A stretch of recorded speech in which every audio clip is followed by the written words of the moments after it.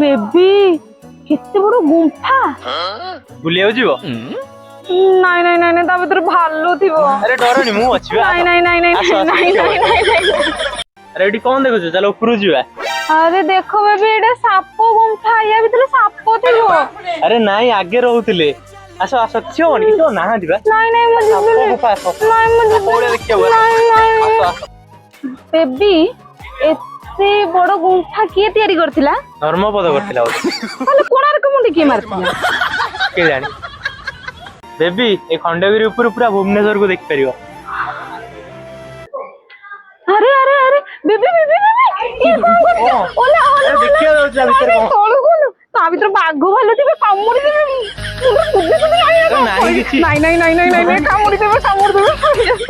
କୁଆଡେ ଗଲା ଏ ଲୋକ ମତେ ବୁଲେଇବାକୁ ଆଣିକି ଛାଡି ଦେଇକି କୁଆଡେ ପଳେଇ ଯାଇଛି? ବେବି ଏଠି କଣ ଶୋଇପଡିଛ? ଆରେ ବୁଲି ବୁଲି ମୋ ଅଣ୍ଟା କଣ ହେଇଗଲା? ସେଥିପାଇଁ ଟିକେ ରେଷ୍ଟ ଏ ଭଗବାନ ପଳେଇ ଚାଲ ଏଠୁ। ଆରେ ରୁହ ଟିକେ ଆଉ ଟିକେ ରେଷ୍ଟ ନବା। ତମେ ଆସ ରେଷ୍ଟ ନବା। ନା ନା ନା ଇଏ ଗୁମ୍ଫା ଗୁମ୍ଫା ଗୁମ୍ଫା